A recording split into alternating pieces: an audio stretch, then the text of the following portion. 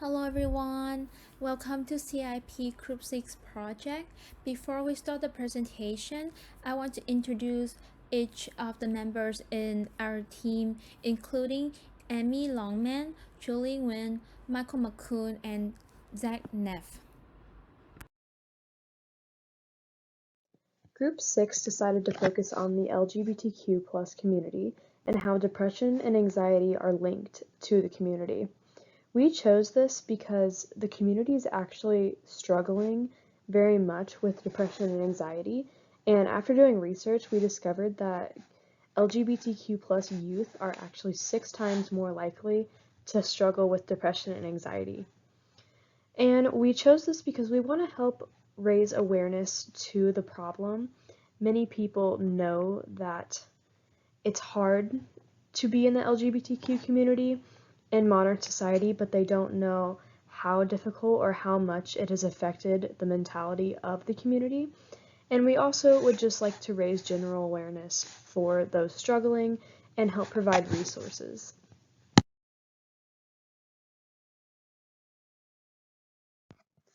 My name is Emmy Longman, and for my CIP project, I talked to Bloomington's LGBTQ Center here at Indiana University.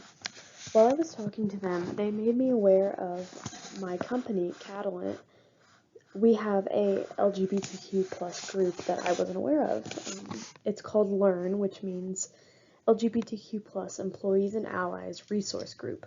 So I joined this resource group, and I was able to talk with many of the members about our project and what we were doing and how I wanted to know if they had anxiety or depression that was linked directly to being a part of the community. And from talking to them, I learned that many of the members do struggle with depression and anxiety, and a lot of that comes from not having support of family or community members. And every single one of them said they were grateful for the community, especially in the workplace, to know that they were supported and surrounded by people that had the same mentality and had the same beliefs as them. I also had an assumption that modern social media was a growing resource for the LGBTQ community, and from talking to them, my assumption was proved correct. One of the members that I spoke to said that she wished she had the type of representation that we have today, and it would have been a lot easier for her coming out, and she's married, so it would have been a lot easier to get acceptance if social media had been what it was today.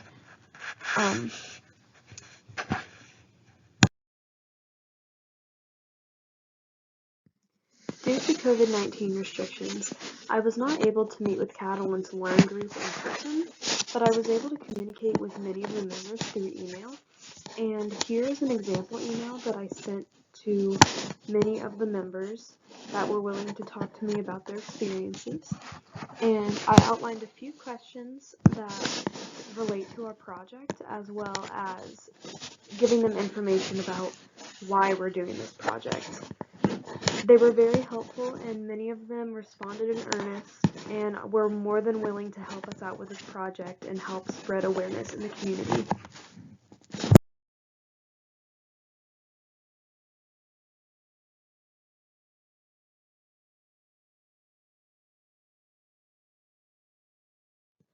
After speaking with the rest of my group members, I can clearly see how each of our immersion projects will help us all with our research paper.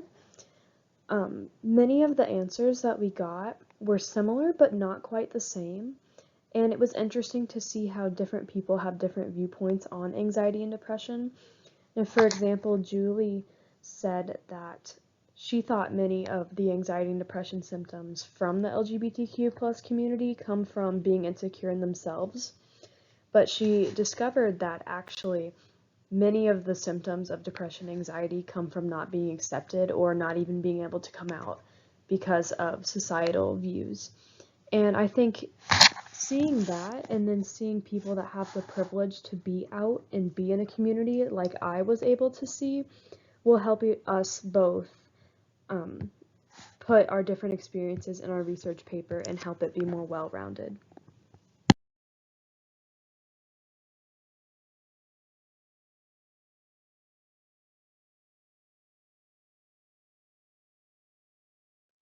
Talking to Catalan's Learn community was very similar to the research that my group and I had done. Many of the members of the Learn community said that they struggled from anxiety and depression. And for example, one of the answers I got when I asked about a common reason behind mental health struggles in the community, it says a majority of mental health issues in the community stem from unhappy or unaccepting family life. And that was a quote from one of the Catalan's Learn members. And for example, one of the sources from my annotated bibliography is from the Anxiety and Depression Association of America, and it quotes somewhere between 30 and 60% of lesbians, gay men, bisexuals, or transgender people deal with anxiety and depression at some point of their lives. So speaking to the Learn community and from the research we've done, we're both very similar, and they both showed that unfortunately the LGBTQ community is more susceptible to depression and anxiety. And also from asking the community, it seems that a lot of it stems from unsupportive home life.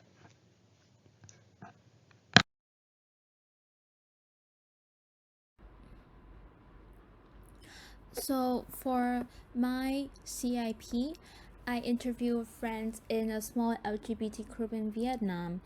They are also my friends in real life. They said that the main causes for depression is that because they feel like they cannot share their true identity with anyone. In Vietnam, parents are really strict in gender, and they don't really accept the terms of LGBT. They think LGBTQs are abnormal and also a disease for some of the people too. So that's why LGBTQ don't feel confident when sharing their true identity to the society and to the family, and that's caused the depression in the LGBTQ community. uh, my friends are also the founder in of International University LGBTQ groups. It's a small group in the university that he's going to. The lesson that I learned after this interview is that I think mental health care is really necessary and need to be more sponsored and be considered in the society and be noticed by everyone, since everyone's suffering depression, especially LGBTQ people, because they have more mental problem than we think. At first, before this presentation and doing the research, I assume that LGBTQ is depressed because they feel nervous about themselves and their true identity. They don't feel confident about LGBTQ because this term is quite new. But when I review and interview my friends, I feel like it is true but not totally exact, because what they feel unconfident is the society acceptance, not really about themselves.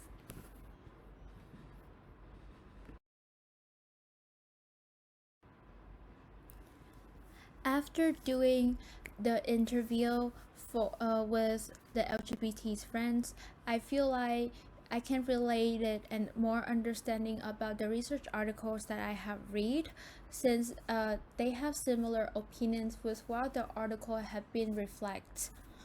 For other CI, when I talk to my teammates about their experience and their activities, I have expanding on the reason and the cause of depression for LGBT community.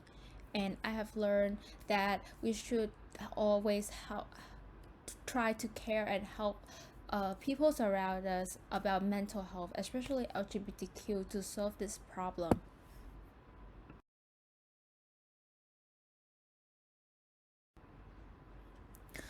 This is one of the picture when I zoom my LGBT friends in the community, since right now Vietnam is being quarantined, so I cannot meet them in real life to talk to them.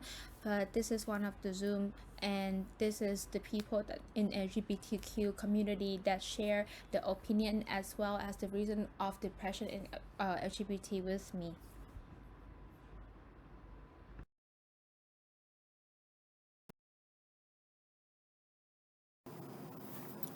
For my immersion activities, I reviewed 3 blogs written by members of the LGBTQ+ community. The first blog was entitled Trans Griot and was written by a transsexual black woman named Monica Roberts. She describes herself as a proud, unapologetic black trans woman speaking truth to power and discussing the world around her since 2006. The second blog was entitled My Two Mums. It was an award-winning LGBTQ+ lifestyle blog about Christy, Clara, and their 6-year-old son. The third blog was called My Fabulous Disease, written by a gay man named Mark King. Mark is HIV positive and in recovery from drug addiction.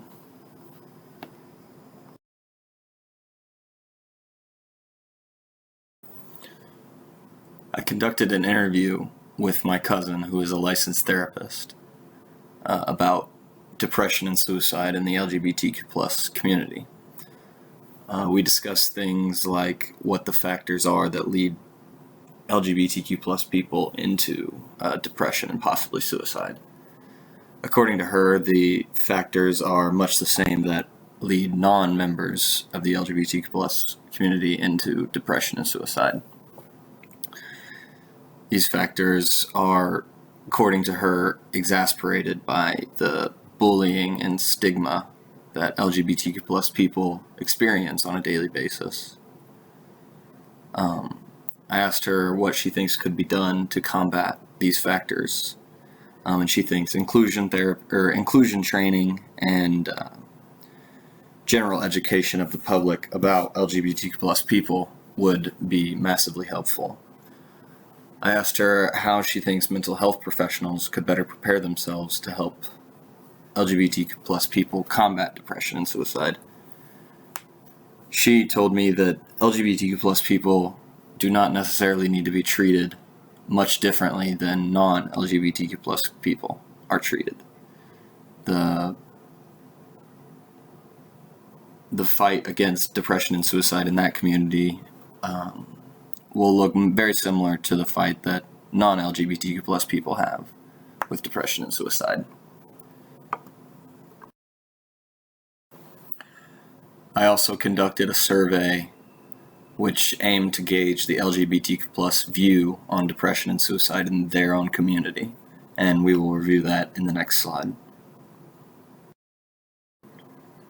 Before beginning this cultural immersion project, I assumed incorrectly that outspokenly LGBTQ+ people have personalities and identities that are almost entirely made up of their gender or sexual orientation. This was incorrect, and I've learned that mainly by reading the 3 blogs written by members of the LGBTQ+ community. Reading those blogs was a little bit surprising because I assumed that they would all be about, their sexual and gender orientation. But in reality, the blogs were just regular blogs about things that they like to do. Football picks, just everyday thoughts and things like that really opened my eyes that, these are just regular people and, they don't need to be viewed and treated any differently than anybody else. So that was really cool to see and, realize for myself. For my service learning project, I created a Google Forms survey about LGBTQ+ depression and suicide. I posted that survey in a Reddit subreddit called r/LGBT. I was hoping to get hundreds of responses, but I was only able to gather 24 in reality, I got more like 32, but I deleted the responses from non-LGBTQ people. As you can see, the percentage of people who have been depressed hovered around 60. Suicide thoughts was around 50%. And when asking about if they feel people in their community are affected more by depression and suicide than their non-LGBTQ counterparts, around 70% said yes, which is an overwhelming majority.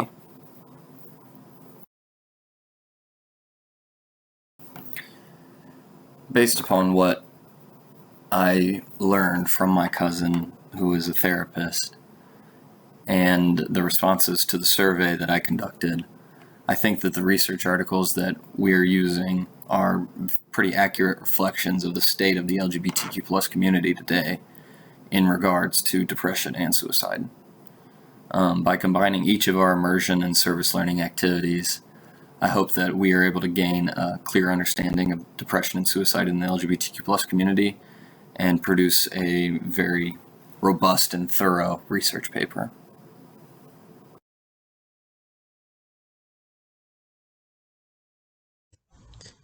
For my Cultural Immersion project, I created a survey for LGBTQIA+ students from Purdue about factors that lead to depression and anxiety. After posting the survey in multiple GroupMes, I received 18 responses from students and analyzed the feedback. I also, for my Cultural Immersion project, interviewed staff from the Purdue Lesbian, Gay, Bisexual, Transgender, and Queer Center. I also spoke with LGBTQIA+ friends about their experiences and opinions being in the LGBTQIA+ community.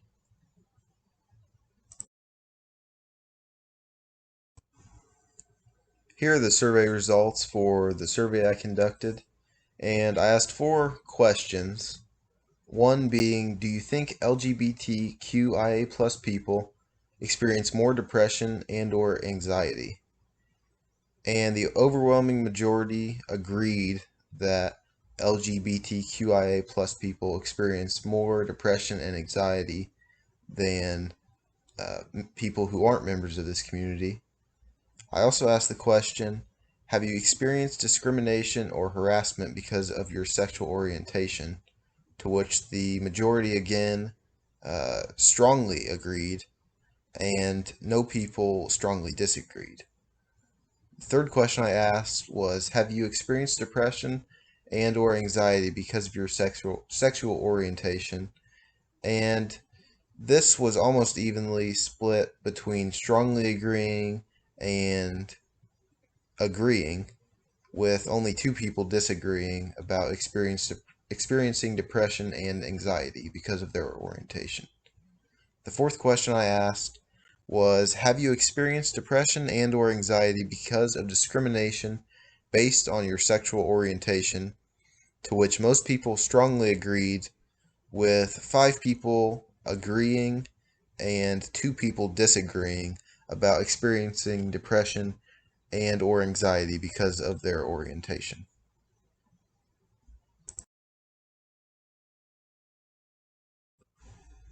After conducting my cultural immersion project and surveying 18 LGBTQIA+ students from Purdue about their experiences in their community, their stress, depression, anxiety, and discrimination, I found that microaggressions can lead to stress, anxiety, and depression. The LGBTQ plus community has higher rates of mental illness and suicide than their peers, and these factors can include social stigma or harassment, discrimination, bullying, lack of support at home, lack of financial support, lack of education about the LGBTQ plus community.